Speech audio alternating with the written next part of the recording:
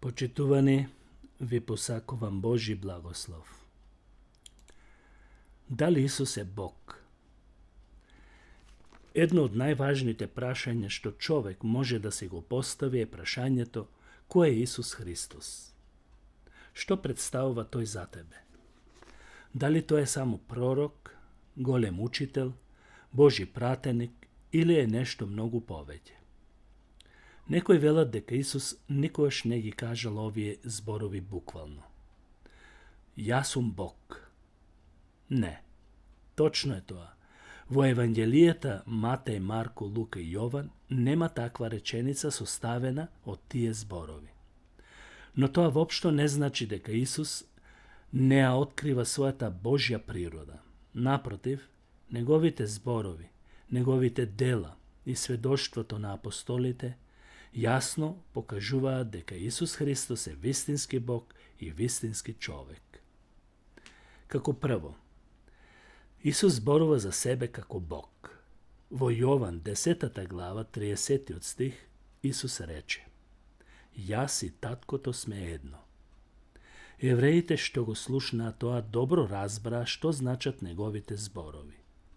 Затоа во Јован 10 глава 33 стих му велат: не те каменуваме за добро дело, туку за хулење, затоа што ти, иако си човек, се правиш Бог.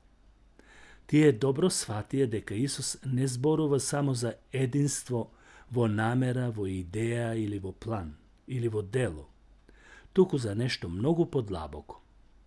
Тој себе си се постави во единствен однос со таткото. Уште посилни се зборовите од Јован, 8 глава, 58 стих, каде што Исус вели: вистина, вистина ви велам, уште пред да се роди Авраам, јас сум, или уште пред да постои Авраам, јас сум. Исус не вели пред Авраам јас бев, туку јас сум, а тоа јас сум не подсетува на Божјото откровение на Мојсеј. Во Излез или втора книга Мојсеева, 3 глава, 14 стих, каде што Бог му се објави на Мојсеј со овие зборови: Јас сум оној кој сум. Дури во самиот оригинален текст не постои јас сум оној кој сум, туку само постои сум, вечно постоечки. Еден збор, сум. И рече: така кажи на Израелевите синови: Јас сум ме испрати кај вас. Евреите ја разбираат тежината на оваа изјава и затоа сакаат да го каменуваат. Во Левит или 3 книга Мојсеева, 24 глава, 16 стих е запишано: кој ќе похули на името на Господ, нека биде погубен, целата заедница нека го каменува, и придојдениот и родениот во земјата, ако похули на името Господово, нека биде погубен. Тие мислат дека Исус хули затоа што, како човек, зборува за себе на начин што му припаѓа на Бог. Но ако Исус навистина е Бог, а е, тогаш неговите зборови не се хулење, туку вистина. Второ, Исус е вечниот збор кој стана човек. Евангелието според Јован започнува со јасна изјава на Христовото божество. Јован во 1 глава, 1 стих вели: во почетокот беше зборот, логосот, и зборот логосот беше со Бог, и зборот логосот беше Бог. Христос не започнува да постои во Витлеем јудејски. Тој веќе постои во почетокот, кој што нема ни почеток. Потоа во Јован 1 глава, 14 стих читаме: и зборот стана тело и живееше меѓу нас, и ние ја видовме неговата слава, слава како на единороден од таткото, полн со благодат и вистина. Тоа значи дека Бог не престанува да биде Бог, туку вечниот Син ја прима човечката природа и доаѓа меѓу нас да живее привремено, и затоа се вели во оригиналниот текст се ошатори, скинијас, што значи тој стана човек, привремено на овој свет. Христијанската вера не учи дека еден обичен човек, односно христијанската вера не учи дека еден обичен човек подоцна станал Бог, туку дека вечниот Божи син стана вистински човек. Апостолите го нарекуваат Исус дека е Бог, како трета точка. Кога воскреснатиот Исус му се јавува на Тома, тој му вели во Јован 20 глава 28 стих вака: Господ мој и Бог мој, Елохим и Јахве. Исус не го прекорува и не му вели дека погрешно зборува. Напротив, ја прифаќа неговата исповед како таква. А во Тит, 2 глава 13 стих, Павле ќе рече: очекувајќи ја блажената надеж и појавувањето на славата на нашиот голем Бог и Спасител Исус Христос. Оваа славата на нашиот голем Бог и Спасител Исус Христос се однесува за Исус Христос. Во 2 Петрово послание, 1 глава, 1 стих е запишано: Симон Петар, слуга и апостол на Исус Христос, до оние што преку праведноста на нашиот Бог и Спасител Исус Христос примија вера еднаква, драгоцена како нашата.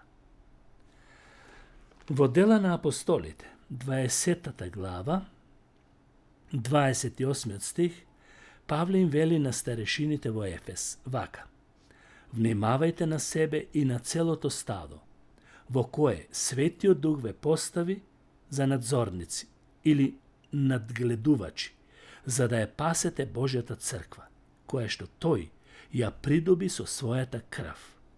Значи, да ја пасите Божјата црква, кој што тој ја придоби со својата крв, се однесува за Исус Христос како Бог. Црквата е придобиена со Христовата крв. Оној кој умира на крстот е вистински човек, но не е само човек. Тој е Божи син кој дојде во тело. Четврто, за синот се употребува името Бог. Во Евреите 1 глава 8 стих за синот се вели: Твојот престол Боже е во веки веков и жезолот на праведноста е жезол на Твоето царство. Овој стих е цитат од Псалм 45-6 стих, каде што вели: Твојот престол Боже е во веки веков, жезол на праведноста и жезол на Твоето царство. Што значи? Павле го цитира овој стих од псалмите и заклучува дека тој се однесува за Исус Христос како вечен Бог. Ова е многу силно сведоштво за Христовото божество. Синот не е представен само како пророк или како небесен пратеник од небото, туку за него се употребува името Бог Елохим, а неговиот престол е вечен. Како петто, Исус прима поклонување или поклонение. Не го одбива. Библијата јасно учи дека поклонувањето му припаѓа единствено на Бог. Во Откровение 19 глава 10 стих, апостол Јован падна пред ангелот да му се поклони. Но веднаш ангелот реагираше и му вели: немој, јас сум сослужител со тебе и со твоите браќа, кои го имаат сведоштвото за Исус. Поклони му се на Бог, зашто сведоштвото за Исус е духот на пророштвото. Ангелот одбива поклонување, но Исус го прима поклонувањето. Во Матеј 2 глава 11 стих за мудреците е запишано: и кога влегоа во куќата, го видоа детето со неговата мајка Марија, паднаа ничкум и му се поклонија. Тоа не е поклонување човек на човек, туку луѓе на Бог. Потоа ги отворија своите ковчези и му принесоа дарови: злато, темјан и смирна. Тоа покажува неговото царство како цар, како свештеник или првосвештеник. Во Матеј 14 глава 33 стих учениците му се поклонуваат и велат: навистина ти си Божи син. А во Матеј 28 глава 9 стих жените по воскресението му пристапија, се фатија за нозете и му се поклонија. Во Матеј 28 глава 70 стих е запишано: и кога го видоа, му се поклонија, а некои се двоумеа или се сомневаа. А во Лука 24 глава 52 стих се вели: а тие му се поклонија и се вратија во Ерусалим со голема радост. И во Јован 9 глава 38 стих исцелениот човек вели: верувам Господи, и му се поклони. Зошто ги цитирав овие стихови? Затоа што Исус никого од тие и други не прекоруваше, не ги прекори или не ги одби. Затоа што тој е Бог и го прифаќа тоа поклонување. Ангелите го одбиваат поклонувањето, но Христос го прима затоа што му припаѓа нему. Како шесто, Исус е Бог и човек заради нашето спасение. Гревот е сериозен проблем, почитувани, затоа што човекот е одделен од светиот Бог. Ниту еден грешен човек не може да го спаси другиот грешен човек. Зошто? Бидејќи и самиот е виновен пред светиот Бог. Но Христос е безгрешен. Во 2 Коринтјаните 5 глава 21 стих е запишано: оној кој не знаеше за грев, Бог го направи жртва за грев заради нас, та ние во него да станеме Божја праведност. Тоа не подразбира дека Исус стана грешник, туку зеде човечка грешна природа, како нашата. А инаку тој се роди преку Светиот Дух и воопшто во него немаше грев, ниту внатрешно, ниту надворешно. Во Јован, прво Јованово писмо, 2 глава, 2 стих, Јован ќе рече: и тоа е жртва на помирување за нашите гревови. И не само за нашите, туку и за гревовите на целиот свет. На крстот, почитувани, не умира само добар човек, или пророк, или маченик, туку умира воплотениот Божи Син, вечниот Бог. Затоа неговата жртва има совршена и доволна вредност за спасение. Спасителот треба да биде вистински човек, за да го представува човекот, но мора да биде вистински Бог, за негово спасително дело да има вечна вредност. Во Исус Христос се соединети две природи – вистински Бог и вистински човек. Исус е вечниот Господ. Исус е вечниот Бог. Во Откровение 1 глава 8 стих е запишано: јас сум Алфа и Омега, вели Господ Бог, почеток и свршеток, оној кој е, кој беше и кој доаѓа, семокниот. А во Откровение 22 глава 30 стих читаме: јас сум Алфа и Омега, првиот и последниот, почетокот и свршетокот или крајот. Христос не е создадено суштество. Неговото постоење не започнува во Витлеем или не започнува пред сите ангели, како создание прво, а потоа ангелите, а потоа луѓето. Во Витлеем започнува неговиот земен живот како човек, но како Божи син тој постои од вечност.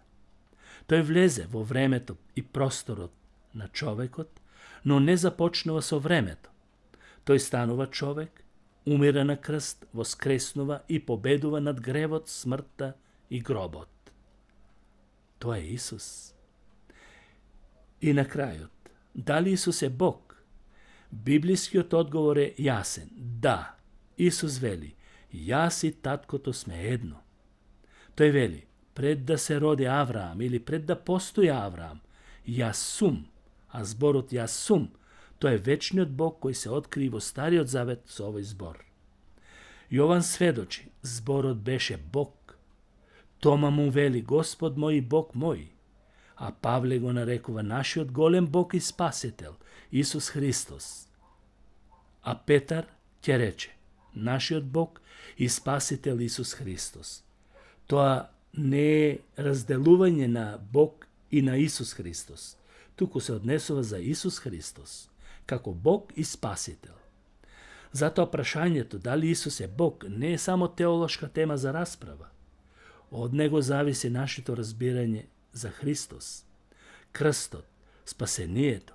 Ако Исус е само учител, можеме да го слушаме. Ако е само пророк, можеме да му се восхитуваме. Но ако Исус е Господ и Бог, тогаш тој заслужува да веруваме, да му се поклониме, да му бидеме послушни преку целиот наш живот. Исус не дојде само да ни покаже некаков пат, религиозен пат кон Бог, туку тој е патот. Не дојде само да зборува за вистината, туку тоа е вистината. Не дојде само да ни објасни што е вечниот живот, туку тоа е животот, вечниот живот. Нашата надеж не е во нашата добрина, во нашите дела или нашата религиозност, туку во Исус Христос како Бог, како Божи Син, кој стана човек, умре за нашите гревови, воскресна од мртвите за наше оправдување и тој живее вечно. Исус Христос е Господ, Бог и Спасител. Дали ќе го прифатиш како таков? Одлучи сега. Амин.